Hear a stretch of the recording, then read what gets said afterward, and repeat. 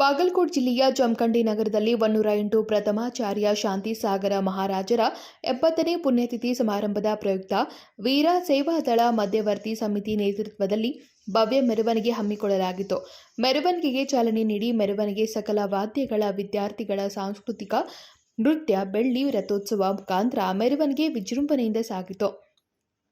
ಮೆರವಣಿಗೆಯಲ್ಲಿ ಜಮಖಂಡಿ ಮಾಜಿ ಶಾಸಕರಾದ ಆನಂದ್ ನ್ಯಾಮಗೌಡರು, ಬಾಗಲಕೋಟೆ ಜಿಲ್ಲಾಧಿಕಾರಿಗಳಾದ ಸಂಗಪ್ಪ ಸರ್, ಬಾಗಲಕೋಟೆ ಜಿಲ್ಲಾ ವರಿಷ್ಠಾಧಿಕಾರಿಗಳಾದ ಸಿದ್ಧಾರ್ಥ ಗೋಯಲ್, ಜಮಖಂಡಿ ಉಪವಿಭಾಗಾಧಿಕಾರಿಗಳಾದ ಶ್ವೇತಾ ಬಿಡುಕಾರ್, ತಾಲೂಕಾ ದಂಡಾಧಿಕಾರಿಗಳಾದ ಅನಿಲ್ ಬಡಿಗೇರ್ ಮತ್ತು ಇನ್ನೂ ಹಲವಾರು ಅಧಿಕಾರಿಗಳು, ಸಮುದಾಯದ ಗುರು ಹಿರಿಯರು, ಯುವಕರು, ಮಹಿಳೆಯರು, ವಿದ್ಯಾರ್ಥಿಗಳು ಮೆರವಣಿಗೆಯಲ್ಲಿ ಪಾಲ್ಗೊಂಡಿದ್ದರು.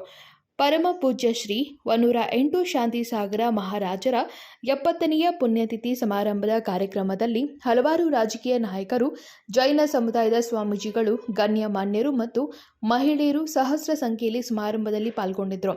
ಕಾರ್ಯಕ್ರಮ ಜ್ಯೋತಿ ಬೆಳಗುವ ಮೂಲಕ ಸಸಿಗಳಿಗೆ ನೀರುಣಿಸುವ ಮುಖಾಂತರ ಕಾರ್ಯಕ್ರಮವನ್ನು ಪ್ರಾರಂಭಿಸಿದರು.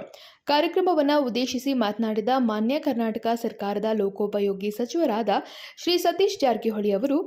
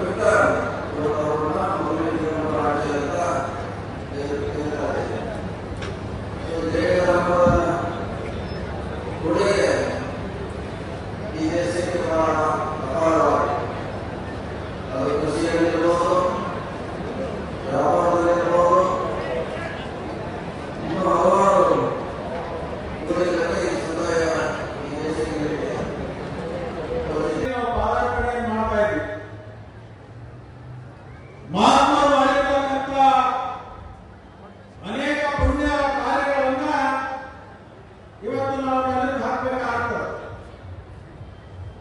ಸಮಾಜದ ಏಳಿಗೆಗಾಗಿ, ಸಮಾಜದಲ್ಲಿ ಧರ್ಮವನ್ನು ಜಾಗೃತಿಗೊಳಿಸುವಂಥದ್ದು, ಸಮಾಜಕ್ಕೆ ಸದಾನಿಯನ್ನ ತೋರಿಸ್ತಕ್ಕಂಥದ್ದು ಮತ್ತು ಆತ್ಮ ಕಲ್ಯಾಣವನ್ನು ಮಾಡ್ಕೋಬೇಕು ಅಂತಕ್ಕಂಥ ಸದುದ್ದೇಶದಿಂದ ತಮ್ಮ ಜೀವನ ಪೂರ್ಣ ಸಮಾಜಕ್ಕಾಗಿ ಸಮರ್ಪಣೆ ಮಾಡಿರ್ತಕ್ಕಂಥ ಜನ್ಮ ಪ್ರಾರ್ಥನೆ ಎಲ್ಲಿ ಪ್ರಾರ್ಥನೆ ಯಾವ ಮನೆಯಲ್ಲಿ ಪ್ರಾರ್ಥನೆ ಅದು ಕೇವಲ ಭಗವಂತ ಬಲ್ಲ. ಆದರೆ ಈ ಭೂಮಿ ಮೇಲೆ ಬಂದಂತ ಎಲ್ಲ ಜಯಂತಿ ಆಗೋದಿಲ್ಲ, ಎಲ್ಲರ ಪುಣ್ಯತಿಥಿ ಆಗೋದಿಲ್ಲ. ಅಂತ ಸಚಿವರಾದ ಡಿ ಸುಧಾಕರ್, ಸಚಿವರಾದ ಶಿವಾನಂದ ಪಾಟೀಲ್, ಜಮಖಂಡಿಯ ಶಾಸಕರಾದ ಜಗದೀಶ್ ಗುಳಗುಂಟಿ, ಜಮಖಂಡಿ ಮಾಜಿ ಶಾಸಕರಾದ ಆನಂದ್ ನ್ಯಾಮಗೌಡ್, ಮಾಜಿ ಸಚಿವರಾದ ಮುರುಗೇಶ್ ನಿರಾಣಿ, ಸುನೀಲ್ ಗೌಡ ಪಾಟೀಲ್, ಶಾಸಕರಾದ ಸಿದ್ದು ಸವದಿ, ಶಾಸಕರಾದ ಲಕ್ಷ್ಮಣ್ ಸವದಿ, ಜೆಟಿ ಪಾಟೀಲ್ ಮತ್ತು ಇನ್ನೂ ಹಲವಾರು ರಾಜಕೀಯ ಮುಖಂಡರು, ಸಮುದಾಯದ ಗುರು ಹಿರಿಯರು ಸಮಾರಂಭದ ಕಾರ್ಯಕ್ರಮದಲ್ಲಿ ಉಪಸ್ಥಿತರಿದ್ದರು. Uday Hosmani, KMM Kannada news, Jamkhandi.